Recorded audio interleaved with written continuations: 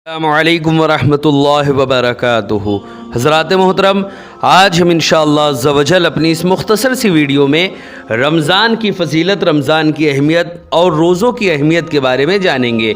हज़रात मोहतरम, जैसे कि आप लोगों को मालूम है कि हमारा ये प्रोग्राम रमज़ान की फ़जीलत में हमने रमज़ान की अहमियत, रमज़ान की बरकतों और उसकी इस माह मुक़द्दस में अल्लाह रब्बुल इज़्ज़त जो अपनी रहमतें नाजिल फरमाता है, उन तमाम बातों के बारे में हमने जाना। आज मज़ीद हम इंशाअल्लाह अज़्ज़ा वजल रमज़ान की फ़जीलत और अहमियत के बारे में जानेंगे। हज़रात मोहतरम, वीडियो पसंद आए तो वीडियो को लाइक करें, शेयर करें और अगर हमारे मोहम्मदी चैनल पर नए आए हों तो इसे ज़रूर सब्सक्राइब करके बेल आइकन को भी ज़रूर दबाएं ताकि इस तरह की तमाम इन्फॉर्मेटिव वीडियोस आप तक ज़रूर पहुँचे।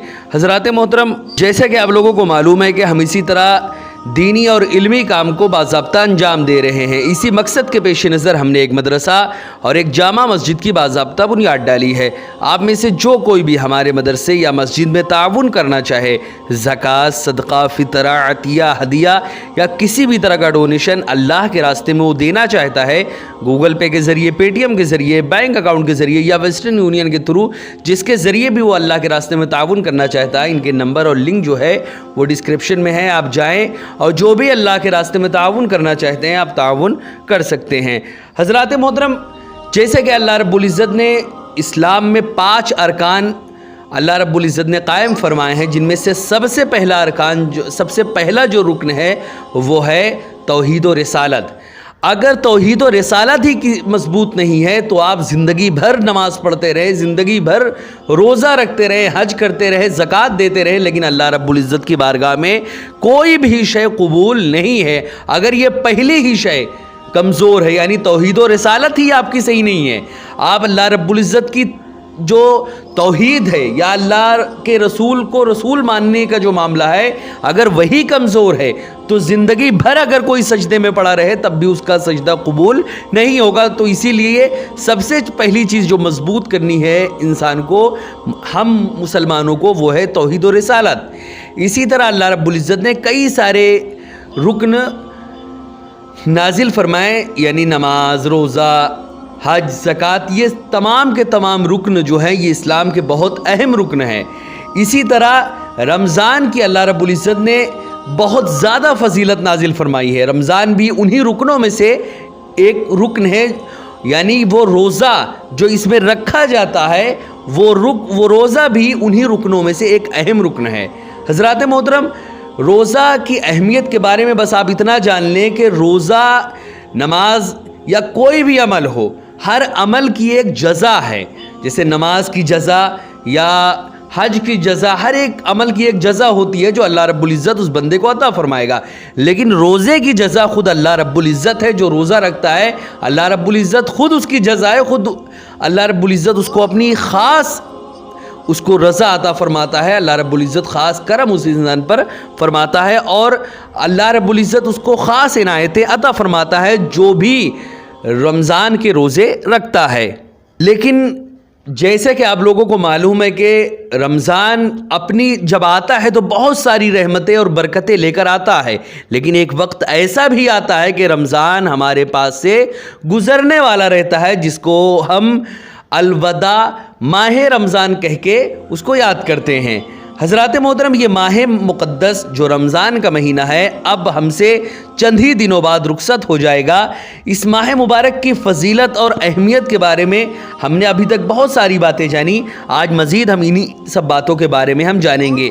हज़रत सैयदना जाबिर रज़ियल्लाहु तआला अन्हु से रिवायत है कि हुज़ूर रसूल अकरम सल्लल्लाहु अलैहि वसल्लम ने फरमाया, जब माह रमज़ान की आखिरी रात आती है तो ज़मीन व आसमान और मलाइका मेरी उम्मत की मुसीबत को याद करके रोते हैं।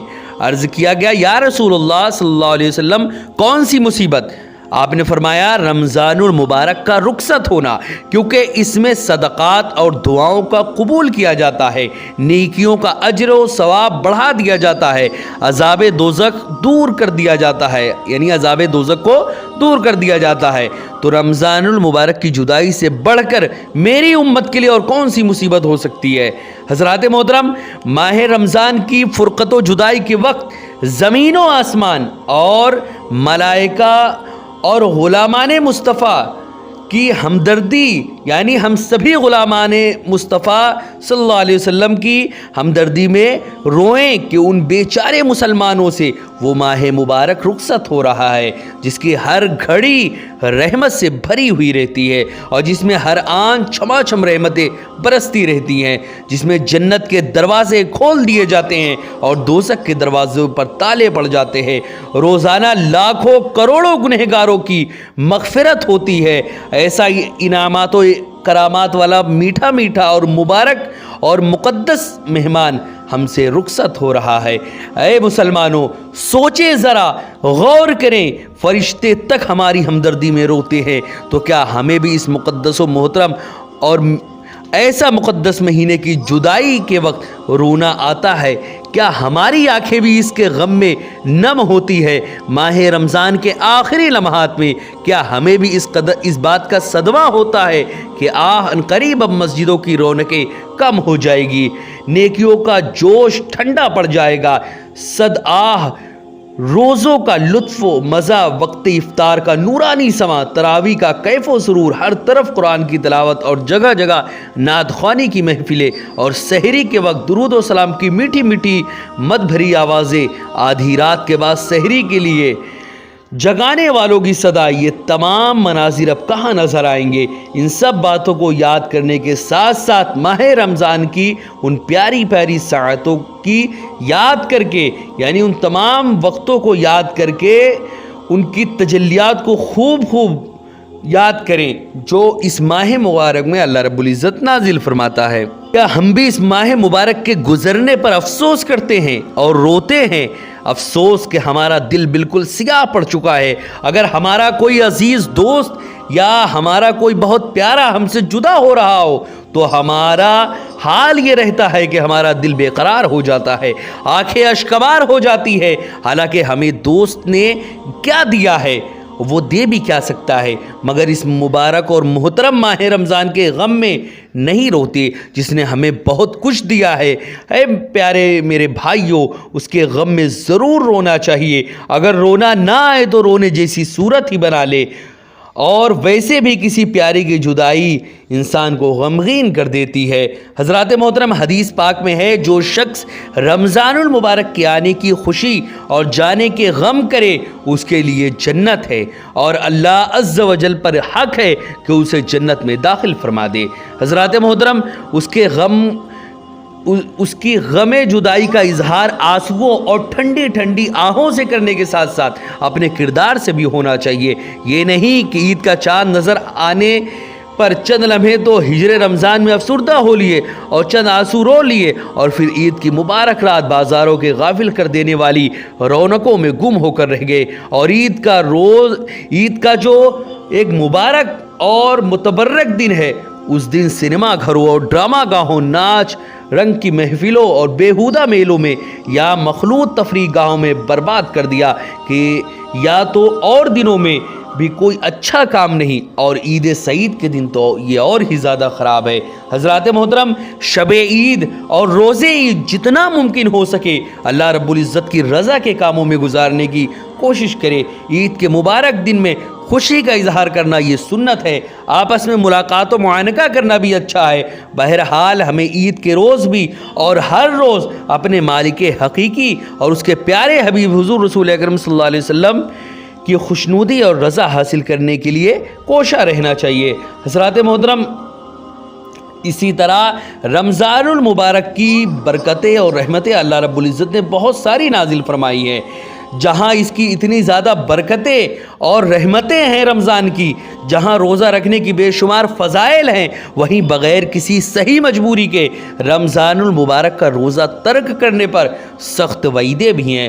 رمضان شریف کا ایک روزہ جو بلا کسی عذر شرعی کے جان بوجھ کر کوئی بھی انسان اگر جان بوجھ کر چھوڑ دے تو ایک حدیث کے مطابق اسے 9 لاکھ سال تک جہنم کی آگ میں جلنا پڑے گا۔ نیز جس نے ایک روزہ ضائع کر دیا تو اب عمر بھر بھی اگر روزے رکھتا ہے تب بھی اس چھوڑے ہوئے ایک روزے کی فضیلت وہ نہیں پا سکتا۔ حضرات محترم، حضرت سیدنا ابو ہریرہ رضی اللہ تعالیٰ عنہ سے روایت ہے کہ حضور رسول اکرم صلی اللہ علیہ وسلم نے فرمایا، جس نے رمضان کے ایک دن کا بھی روزہ بغیر رخصت اور بغیر مرض افطار کیا تو زمانہ بھر کا روزہ اس کی قضا نہیں ہو سکتا، اگرچہ بعد میں وہ رکھ بھی لے۔ یعنی وہ فضیلت جو رمضان المبارک میں روزہ رکھنے کی تھی اب کسی طرح بھی وہ نہیں پا سکتا۔ لہٰذا ہمیں ہرگز غفلت کا شکار ہو کر روزے جیسی عظیم الشان نعمت نہیں چھوڑنی چاہیے۔ بعض بھائی بہن روزہ رکھ کر بغیر کسی صحیح مجبوری کے اور بعض اوقات تو بلا کسی وجہ کے ہی چھوڑ دیتے ہیں۔ حضرات محترم، ایک حدیث اب سماعت کرے جس میں آپ کو بطریق احسن سمجھ میں آئے گا کہ روزہ جو انسان چھوڑتا ہے اللہ رب العزت کے اس پر کیا کیا عذاب نازل ہوتے ہیں۔ حضرات محترم، حضرت سیدنا ابو امامہ باہلی رضی اللہ تعالیٰ عنہ فرماتے ہیں، میں نے حضور رسول اکرم صلی اللہ علیہ وسلم کو یہ فرماتے ہوئے سنا کہ میں سویا ہوا تھا تو خواب میں 2 شخص میرے پاس آئے اور مجھے ایک دشوار گزار پہاڑ پر لے گئے۔ جب میں پہاڑ کے درمیانی حصے پر پہنچا تو وہاں بڑی سخت آوازیں آ رہی تھی، تو میں نے کہا یہ کیسی آوازیں ہیں؟ تو مجھے بتایا گیا کہ یہ جہنمیوں کی آوازیں ہیں۔ پھر مجھے اور آگے لے جایا گیا تو میں کچھ ایسے لوگوں کے پاس سے گزرا کہ ان کو ان کے ٹخنوں کی رگوں میں باندھ کر الٹا لٹکایا گیا تھا اور ان لوگوں کے گلپھڑے پھاڑ دیے گئے تھے اور ان کے گلپھڑوں سے خون بہ رہا تھا۔ تو میں نے پوچھا یہ کون لوگ ہیں؟ تو مجھے بتایا گیا کہ یہ لوگ روزہ افطار کرتے تھے، یعنی قبل اس کے روزہ افطار کرنا حلال ہو، یعنی یہ لوگ جو ہیں وہ روزے کے وقت، افطار کے وقت سے پہلے ہی روزہ کھول لیتے تھے۔ حضرات محترم، روزہ سرے سے نہ رکھنا کبیرہ گناہ اور روزہ رکھ کر توڑ دینا بھی اشد گناہ ہے، اور وقت سے پہلے افطار کرنے سے مراد یہی ہے کہ روزہ تو رکھ لیا مگر سورج غروب ہونے سے پہلے جان بوجھ کر کسی صحیح مجبوری کے بغیر توڑ ڈالا۔ اللہ رب العزت اپنے پیارے حبیب صلی اللہ علیہ وسلم کے طفیل ہمیں اپنے قہر و غضب سے بچائے۔ حضرات محترم، روزہ کی اگرچہ ظاہری شرط یہی ہے کہ روزے دار قصدن کھانے پینے اور بیوی کے ساتھ سونے سے باز رہتا ہے، تاہم روزے کے کچھ اور باطنی آداب بھی ہیں، ان کا جاننا بھی ضروری ہے تاکہ حقیقی معنوں میں ہم روزہ کی برکتیں اور اس کی عظمتیں جان سکیں۔ حضرات محترم، روزہ جو ہے وہ اصل میں 3 طرح کا ہوتا ہے۔ ایک ہوتا ہے عوام کا روزہ، ایک ہوتا ہے خواص کا روزہ، اور جو آخر روزہ ہوتا ہے وہ ہے اخص الخواص کا روزہ۔ اب اس کو سمجھنے کی کوشش کریں۔ سب سے پہلی بات تو روزے کے لغوی معنی کیا ہے اس کو سمجھیں۔ حضرات محترم، روزے کا جو لغوی یعنی جو ڈکشنری میں روزے کا جو معنی ہے عربک ڈکشنری میں وہ ہے رکنا۔ لہذا شریعت کی اصطلاح میں صبح صادق سے لے کر غروب آفتاب تک قصدن کھانے پینے اور جمع سے رکے رہنے کا نام روزہ ہے، اور یہی عوام کا روزہ ہے۔ یعنی عوام کا جو روزہ ہے وہ صرف اتنا ہے کہ صبح صادق سے لے کر غروب آفتاب تک آپ کھا پی نہیں سکتے اور بھی اپنی بیوی کے ساتھ ہم بستری نہیں کر سکتے۔ یہ 3 کام آپ کو چھوڑنا، یہ عوام کا روزہ ہے جو بالکل کسی اس میں نہیں آتی۔ ان عوام کا روزہ اب سمجھیں آپ کہ اگر آپ کو ان کی لسٹ میں اپنے آپ کو شامل کرنا ہے تو آپ اس طرح کا روزہ رکھیں، لیکن خواص کا روزہ کیا ہے وہ آپ سمجھیں۔ کھانے پینے اور جمع سے رکے رہنے کے ساتھ ساتھ جسم کے تمام اعضاء کو برائیوں سے روکنا، یہ خواص کا روزہ ہے۔ یعنی انسان جو ہے وہ ان تینوں کام کو تو کرتا ہے جو عوام کا روزہ ہے، ساتھ ہی ساتھ اپنے جسم کو تمام کے تمام برائیوں سے روکے رکھتا ہے، یہ ہے خواص کا روزہ۔ اسی طرح تیسرا جو روزہ ہے وہ ہے اخص الخواص کا روزہ۔ اخص الخواص یعنی سب سے زیادہ خاص، اور خواص کا روزہ یعنی اللہ کے خاص بندوں کا روزہ، اور اخص الخواص یعنی سب سے خاص بندوں کا روزہ۔ یہ اخص الخواص کا جو روزہ ہے وہ یہ کہ اپنے آپ کو تمام تر امور سے روک کر صرف اور صرف اللہ رب العزت کی طرف متوجہ ہونا، یہ اخص الخواص کا روزہ۔ حضرات محترم، خواص کا روزے میں یہ ہے کہ صبح صادق سے لے کر غروب آفتاب تک کھانے پینے اور بیوی کے ساتھ صحبت کرنے سے رکنے کا نام یہ عوام کا روزہ ہے۔